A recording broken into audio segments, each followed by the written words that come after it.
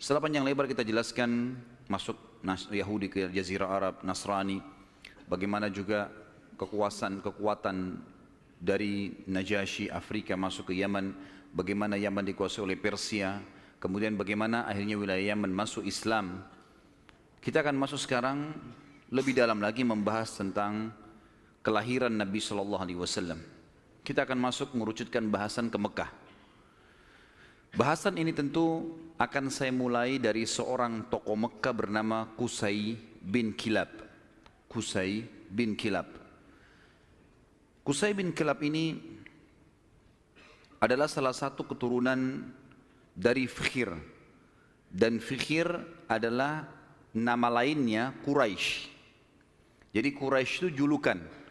Karena si Fikhir ini seperti saya jelaskan tadi siang, kalau seseorang di negeri Arab atau suku Arab itu memiliki kelebihan fisik, kepintaran, kekayaan, keturunan, maka dinisbatkan suku padanya. Kebetulan dari turunan Ismail alaihissalam di Mekah dan turunan suku Jurhum, ada satu orang yang sangat menonjol bernama Fikhir. Dan Fikhir ini karena dia menonjol maka diberikanlah nama lainnya Quraisy. Dinisbatkanlah suku Mekah namanya Quraisy.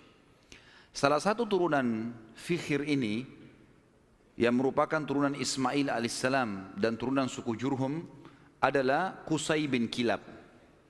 Kalau teman-teman masih ingat, di pertemuan kita pada bulan yang lalu saya pernah menekankan tentang kisah Mekah awalnya dihuni oleh suku Jurhum yang hijrah dari Yaman, kemudian tinggal bersama Hajar dan Ismail alaihissalam. Berjalan bertahun-tahun sampai Ibrahim dan Ismail alaihissalam meninggal dunia, datang satu suku Arab yang ingin merebut Mekah dan berhasil, namanya suku Khuza'ah. Masih ingat ya? Tidak ada suara, senyap, berarti memang lupa semua. Jadi suku Khuza'ah ini datang merebut, dan salah satu pimpinan Khuza'ah Amr bin Luhai yang memasukkan patung di Jazirah Arab di Mekah, gitu kan. Suku Khuza'ah ini berkuasa di Mekah sampai 500 tahun. Dan pada saat Jurhum dikalahkan oleh Khuza'ah, suku Jurhum sempat menimbun air Zam-Zam. Jadi 500 tahun mereka memimpin di Mekah, nggak ada sama sekali air. Kita bahas sekarang tentang keadaan satu orang tokoh ini, karena kalau panjang kita ceritakan panjang lebar Mekah ini cukup panjang, tokoh-tokohnya banyak, tapi saya ingin merucutkan ke Qusay bin Kilab. Qusay bin Kilab ini salah satu turunan Jurhum dan turunan Ismail alaihissalam. Dia sempat berpikir, bagaimana bisa ini setelah 500 tahun ya? Bagaimana bisa Mekah ini yang tadinya dikuasai oleh suku dia, Jurhum, dan juga kakeknya Ismail alaihissalam, direbut oleh Khuza'ah.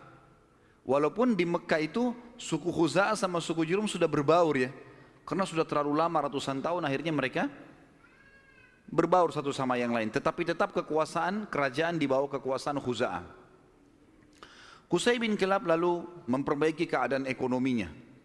Dia berbisnis, dia berdagang sampai Allah membukakan kekayaan yang sangat banyak. Pada saat itu teman-teman sekalian, Raja Mekah dari suku Khuza'ah bernama Hulail. Hulail ini memiliki seorang anak wanita, anak tertuanya, terkenal dengan kecantikannya, anak raja. Qusay bin Kilab datang dan melamar. Dan pada saat itu, dia orang kaya raya, dia punya kedudukan, dihormati di Mekah. Oleh Hulail diterima lamarannya. Selama ini, kalau suku Jurhum mau melamar suku Khuza'ah selalu ditolak umumnya. Karena memang ada persaingan dari dulu gitu kan. Mereka berbaur saling transaksi, kalau berdagang, bertetangga. Tapi pernikahan tidak. Pertama kalinya dari suku Jurhum diterima lamarannya. Itu adalah Qusay bin Kilab. Oleh Hulail, kepala suku sekaligus raja, kepala suku Khuza'ah sekaligus raja Mekah. Pada saat dia menikah dengan anaknya Hulail, Qusay ini menunjukkan yang terbaik, ya. Dia patuh, dia bantu mertuanya dan seterusnya, sampai mertuanya meninggal. Waktu mertuanya meninggal, Qusay menjalankan misinya. Dia lalu mengiklankan dan menobatkan diri menjadi Raja Mekah pengganti mertuanya. Orang-orang yang dari suku Khuza'ah menolak. Bagaimana bisa kau jadi raja? Raja jelas dari Khuza'ah. Kamu dari Jurhum. Enggak boleh gitu. Maka pada saat itu terjadi perseteruan. Sampai akhirnya Qusay meminta pertolongan dari orang-orang sesuku dengan dia dari Jurhum, dan Khuza'ah juga berkumpul. Akhirnya terbentuk dua pasukan dan terjadi peperangan besar di Mekah. Pertumpahan darah yang sangat besar dan banyak sekali korban pada saat itu. Pada saat mereka melihat korban banyak sekali teman-teman sekalian, maka tokoh-tokohnya termasuk Qusay bin Kilab dan anak-anaknya Hulail yang merupakan ipar-ipar dari Qusay sendiri, mereka akhirnya sepakat, kita harus ada penengah nih yang mengambil hukum supaya dijelas siapa yang memimpin Mekah. Maka mereka akhirnya sepakat menunjuk satu orang yang dituakan di Mekah pada saat itu, dan memang umurnya sudah sangat tua. Orang ini namanya Ya'mur bin Auf. Ya'mur bin Auf, dia ditunjuk oleh orang-orang Quraisy dari Jurhum dan juga ditunjuk oleh orang-orang Khuza'ah, nunjuk, dan diambillah sumpah atas nama Allah, apapun keputusan Ya'mur harus diterima. Baiklah, Ya'mur pada saat itu umurnya 120 tahun, orang yang sangat tua dan dituakan sekali, dihormati. Datang lalu mendudukkan Qusay dan anak-anaknya Hulail. Lalu mulailah ditanya oleh Ya'mur, wahai Qusay, apa alasan anda membentuk pasukan mau merebut Mekah dari keturunan mertua anda ini, apa sebabnya? Maka Qusay mengatakan, semua kita ini tahu kisah Mekah ini berawal dari kakek saya yang bernama Ismail, dan Ismail seorang nabi. Ismail menikahi suku Jurhum, anak kepala suku Jurhum, dan itu turunan kami.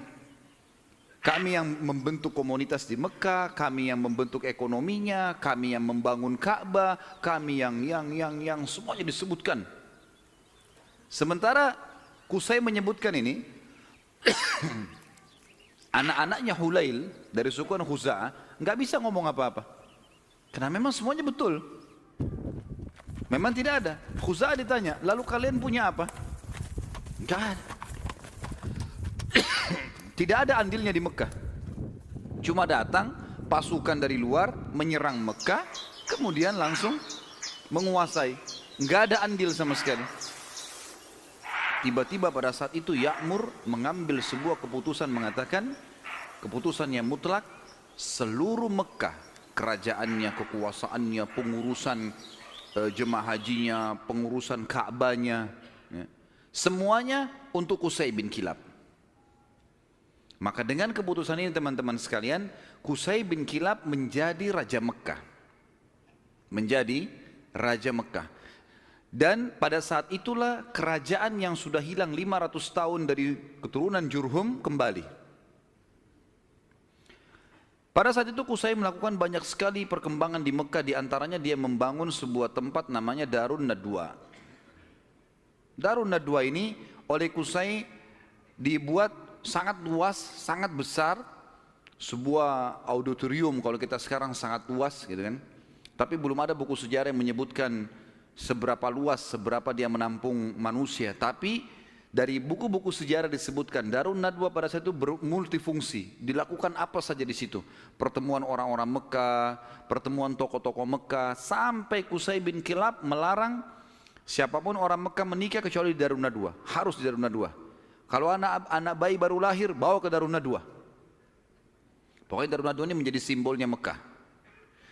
Termasuk juga pada saat orang-orang Quraisy ingin memerangi Nabi SAW, nanti kita akan belajar pada saat beliau mau hijrah pun ke Madinah atau mau dibunuh, itu mereka kumpulnya di Darun Nadwa ini.